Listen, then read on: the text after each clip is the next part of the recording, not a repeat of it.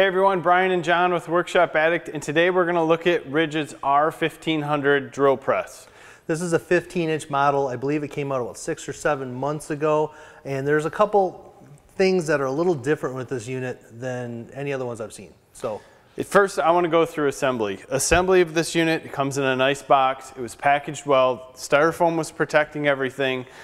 Pulling it out, the instructions were pretty good.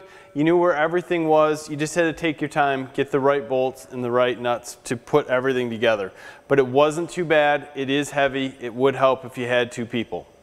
First thing is, this is a 120 volt half horse motor here, induction motor.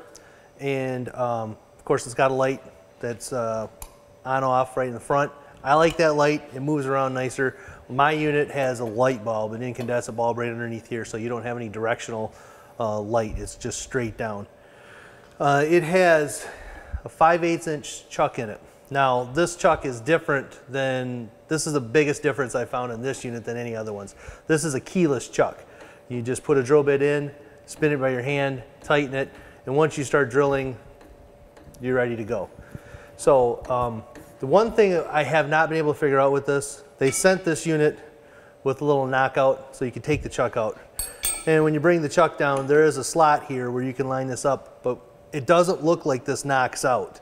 There's a ball bearing, there's a bearing running underneath here, and we did try it a little bit. I didn't want to go reefing on it and smack it out, but could not get that to hammer out. So, but what happens is that does screw off. Your keyless chuck just screws right on and off. There's a little threaded rod right there. So that's the big difference. If you don't like keyed chucks, you lose your keyed chucks, this would be a little faster than having to go find your chuck. I'm always losing mine in the shop. I can't tell you how many times I have to stop what I'm doing and go find it. So that's kind of nice, different. The other thing I do with mine is I actually take my chuck out and use it in a lathe. This one you wouldn't be able to do that with. I wish it had a keyed chuck. I mean, there's so many places you can stick it on this thing. It would be nice to have. I'm not a big fan of these because we really need to torque down a drill bit. Sometimes it works, sometimes it doesn't. Yeah, the only thing that wouldn't work for me is, like I said, using it for a tailstock on a lathe. But other than that, you know, day-to-day drilling should be fine. And you get into heavy metals, you really got to torque something down. Yeah, it's an option. So I mean, this is something you want to look at, weigh your pros and cons with it. This is definitely different than the other units, so it's not going to be the same type setup. Another thing is, this is a 12-speed unit. In the top here, there are belts and pulleys, and you can get 12 different speeds. I believe it's from 260 RPM up to 3100 RPM. And I believe in here there's also a guide to tell you for what type of material and how thick the material it is, what speed you want to be drilling with.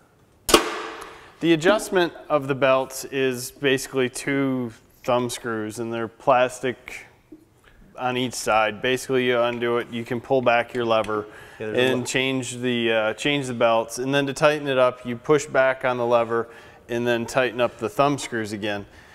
I'm not a big fan of it. It works. There's no doubt that it works. This is what I think is pretty standard and typical. That's what's on mine. Everyone I've seen has this, and it's basically what this lever does is it pushes the motor back. So basically, you push the motor forward, take the tension off the blades, adjust it, push the motor back, and it's ready to go. So it does take, basically you hit this side first with this thumb screw, and this other one locks it into place. So it's not too hard, just a little getting used to if you haven't used them.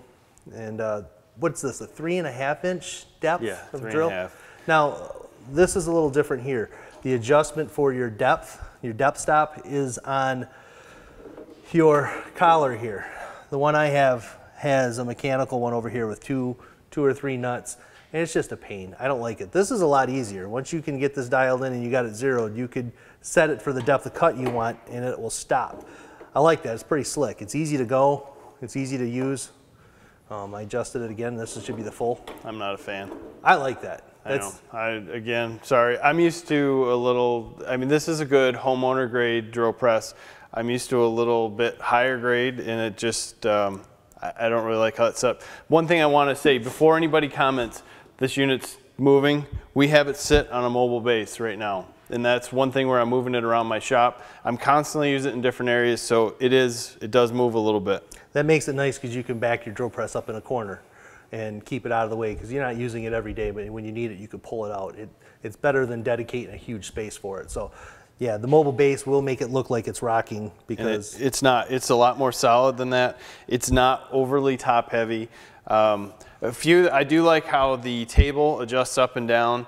It's easy to square the table. Everything works. The biggest kicker that I think is kind of on it is when you try to turn the table right to left. The crank that holds the, I guess that goes up and down on the gearing for the table is hard to get to jump between. It wants to stick, even though everything's well lubricated, it still wants to stick a little bit, but it's not needed that often in this size of a drill press, so it's very, very livable. If you take your time with your okay, basically this geared rod rides in this sleeve and that bottom sleeve down there, so it actually rotates around the shaft, and it kind of sticks a little bit in there, so it can be a little jerky. As long as you take your time, you're fine with it. All in all, it's a neat little unit. It's definitely priced for the homeowner. 15-inch floor model, that's a nice model, and nice little unit. If you want a keyless chuck, there you go. Yeah, not bad. It does have some safety features. You can pull out this little key. Something if you have kids around. Once you pull this out, you cannot turn this unit on. I don't know if you like that or not, but I hate those. I absolutely hate those, and I got kids around.